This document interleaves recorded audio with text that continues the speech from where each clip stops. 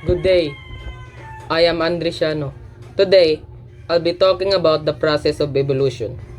It explains how living things change and adapt over time, helping us understand how different species develop and survive on Earth. Evolution is the slow process where living things change over time. It happens as traits are passed and adapted, leading to the development of new species. In 1835, Charles Darwin visited the Galapagos Island and discovered that living things change over time. He found evidence from fossils, anatomy, embryology, and molecular studies that shows how species adapt and evolve through natural selection. Fossils are preserved remains of ancient organisms that shows how living things have changed over time, providing evidence for evolution. Good day everyone. My name is Princess Nicole Gonzaga. Today I will be talking about biogeography. Biogeography is the study of where living things are found in the world. It helps show how species evolve differently in separate places.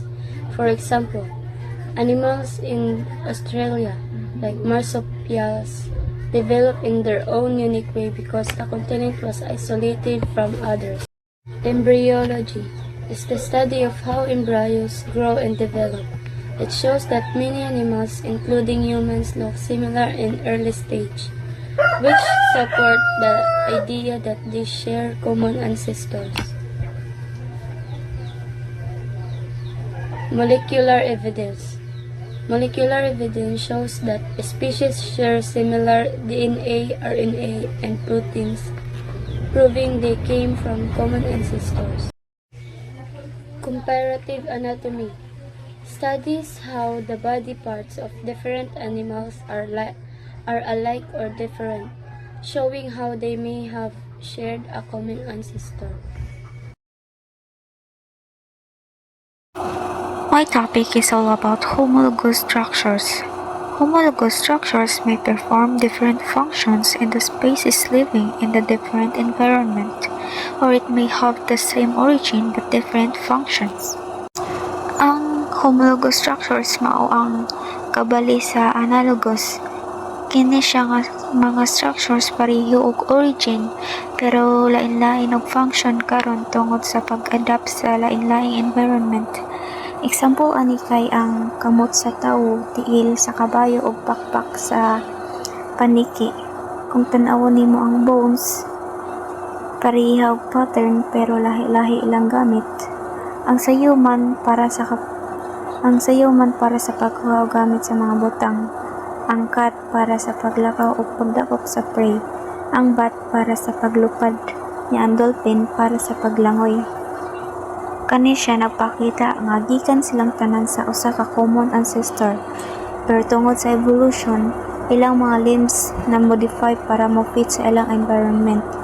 Meaning ani kay same origin, different function. Next is analogous structure. Analogous structures have similar functions but different origins. Ang analogous structures kay mga parte sa lawas sa lain-laing species nga parehog function pero lain og origin. Example ani kay ang pakpak sa langgam o pakpak sa bat. Pareho silang gamit para sa paglupad pero kung imong tanawon ang ilang internal structure, lain kayo ang bones of development. Sa evolution, ang mga analogous structures nagpatuo siya nga sa convergent evolution nga kung diin ang duha ka species nakadevelop og parehas nga trait tungod kay pareha ilang environment o kinabuhi nga gikinahanglan. Pero wala sila gikan sa usa ka common ancestor nga anak nga trait. Example, bird wings o butterfly wings pareho og purpose pero lain ang structure sa origin. Ang structure og origin. Dolphins, fins og shark fins pareho nga gamit sa paglangoy pero usa kay mammal, usa kay isda. So in short, same function, different origin. Next is all about vestigial structures. Vestigial structures are remnants of evolutionary history that have lost most or all of their original function in a current organism, providing evidence for evolution and common ancestry. Ang vestigial structures mao siya ang mga parte sa lawas nga naa pa karon pero wala na kaayo gamita.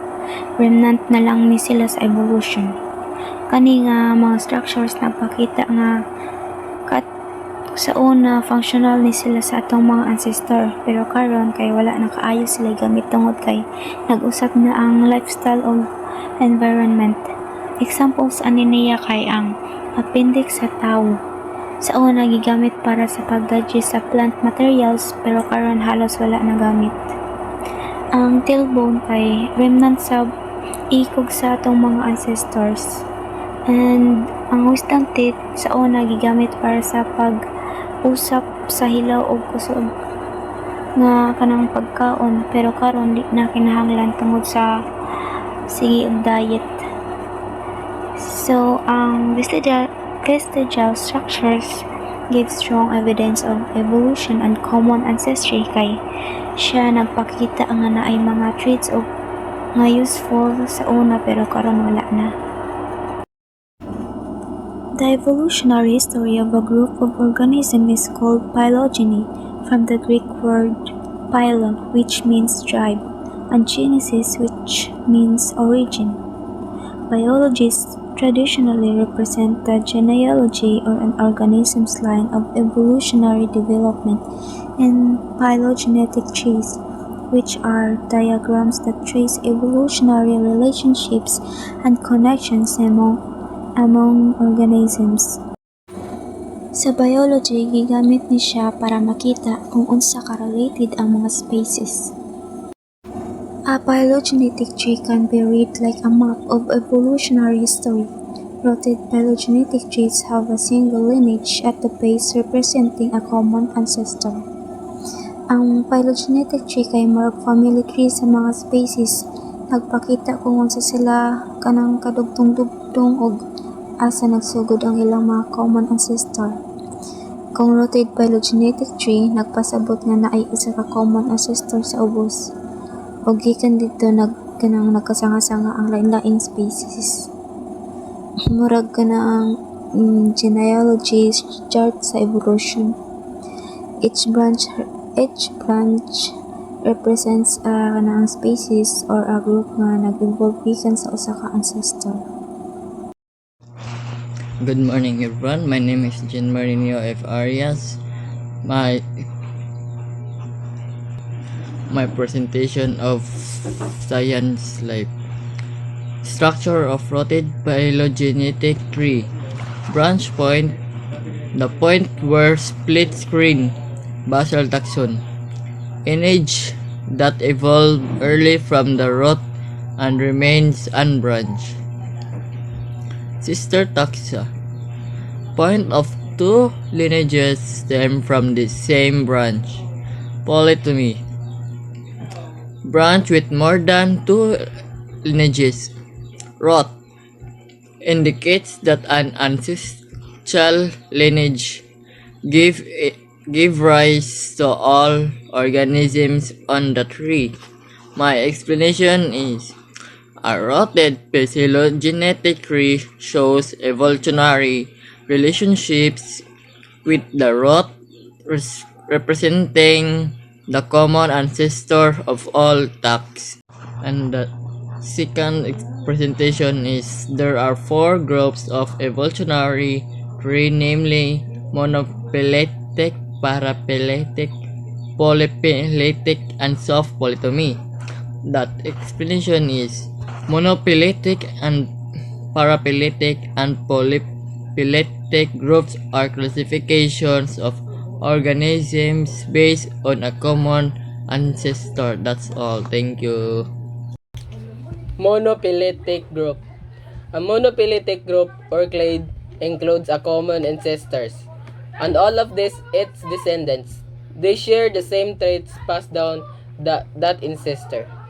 Example: mammal, All came from one common ancestor and share traits like having hair and producing milk. Birds. All descendants from one ancestor and share features like feathers and laying eggs. Paraphyletic group. A paraphyletic group includes a common ancestors but not all of its descendants. Some members are left out because they evolved different traits. Example, reptiles. They share a common ancestors, but birds, which is also came from that ancestors, are usually excluded. Polyphyletic group includes organisms that originated from the same ancient ancestors but not related at all in terms of their most recent ancestors. A polyphyletic group is made up of organisms that looks or acts alike but do not come from the same recent ancestors. Their similarities happens because they adapted to similar environments, not because they are closely related. Flying animals like birds, bats, and insects, they can all fly but they did not inherit this ability from a common ancestors. Marine mammal and fish, like dolphin and sharks, they both live in water and have the similar body shapes, but dolphins are mammals while sharks are fish.